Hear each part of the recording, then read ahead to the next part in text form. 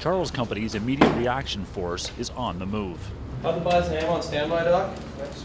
There's been another attack on Access Control Point 2. ACP-2's taking effective machine gun and RPG fire. We're gonna mount up the IRF and roll down and see if we can pound them into submission.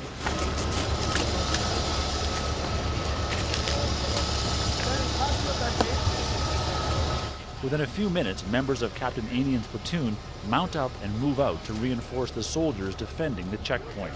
Ready to go!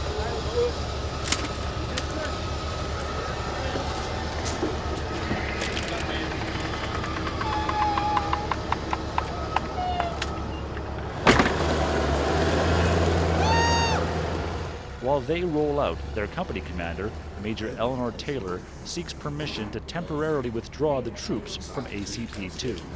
So they're simply right now, in my mind, unnecessarily vulnerable targets. She wants to keep them safe for the night because their defenses are not fully developed yet. We're going to take them in after dark. Canadians recently began bolstering existing Afghan National Army checkpoints and building new ones in an effort to disrupt the insurgents' freedom of movement. We have to somehow interdict their movement, slow it down, disrupt it, so they can't just keep moving up into Kandahar City, keep moving, flowing stuff, IED parts and all that, so we've got to challenge them as much as we can. Ever since Canadians began living in checkpoints like ACP-2, they've come under fire, sometimes twice a day.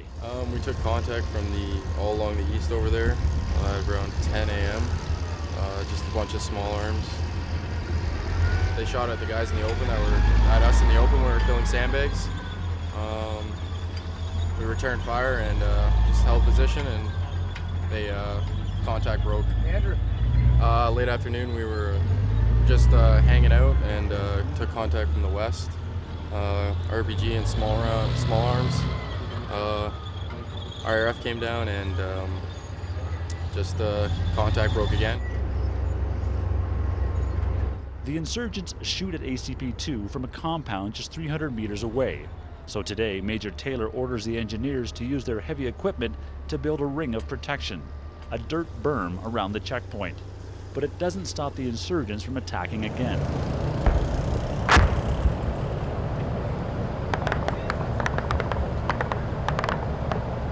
It's the same situation elsewhere. This is a daylight attack on a nearby observation post.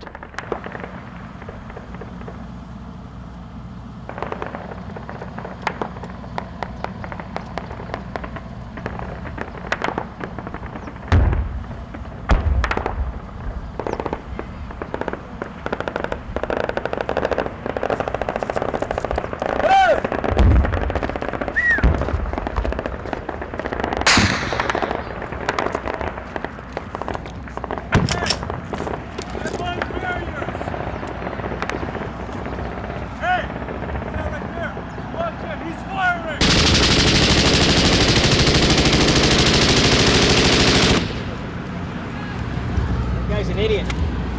What the fuck was that guy? Guy's a monkey. I was close by. Got his back under contact. Yeah, back under contact. Okay, roger that. They got stuff coming from Now Bazaar as well. Sometimes, stray bullets from these attacks strike inside Charles Company's main patrol base.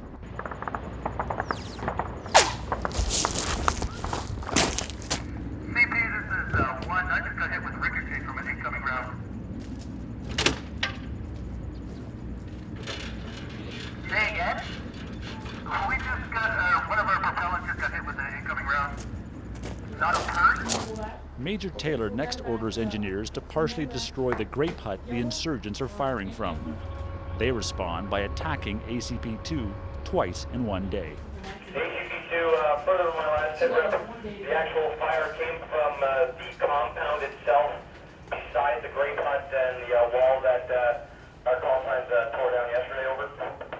Major Taylor considers her options, including the use of mortars or even anti-tank weapons. If we continue to take contact from it, there's nothing wrong with an 84.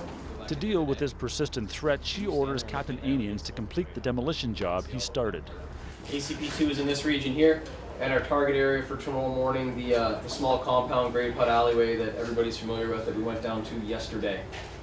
So situation, ACP2 has taken further contact from the same compound twice since we were there last, including an RPG strike. It's been fairly inaccurate fire towards ACP2, but they're still using the east-west and the north-south Wadi line to infill to their little firing point there. He and others in the platoon think there might be a trap waiting for them, an IED-initiated ambush perhaps. We took fire from there twice today. We all know their tactics. They like suckering us in. That's why we're not infilling going down the trail, because that's what we used yesterday. So if they're trying to sucker us in, that's where the pressure plate is going to be. That's why we're going to go through the fields. So stay off the trails until the engineers have a chance to have a good search at it, and even then stay off the trails. The next morning, the violence begins before the platoon even makes its move. Insurgents ambush an Afghan National Army patrol with an improvised explosive device. One soldier is wounded. An ambulance brings him to the patrol base to be stabilized.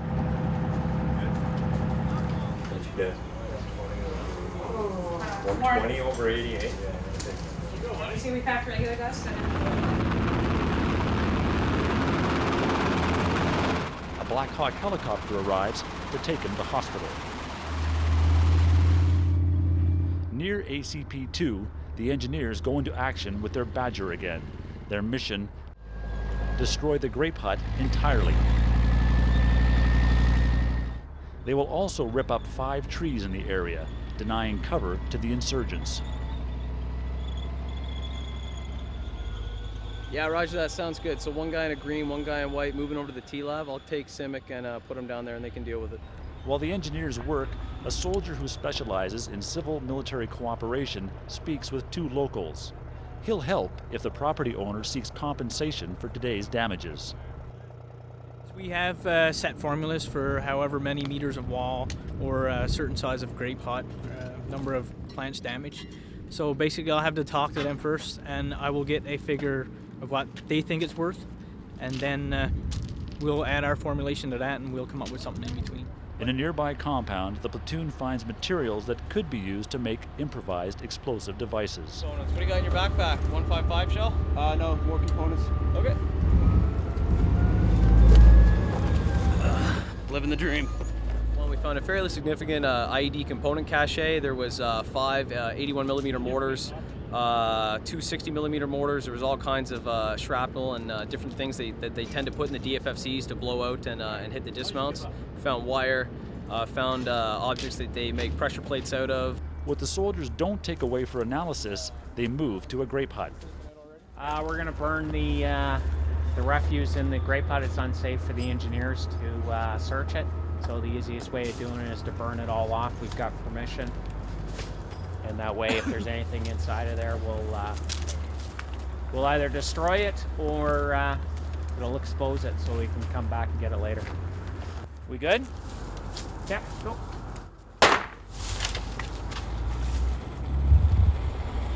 Put her all the way back there, didn't you? There you go. Okay. All right, grab your stuff. Start extraction. Yeah. We're good. All right, let's go. Come on. Insurgents have fired on ACP-2 8 times in 1 week, and they plan to do it again. But that night, as they sneak back into the area, there's a deadly surprise waiting for them.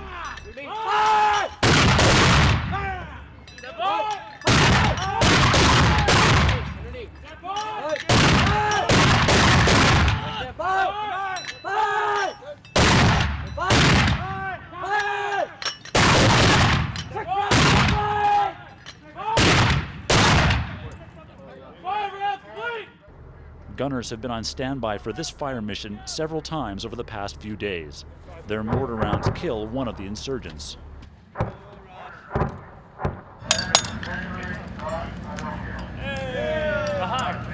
Curse is canceled.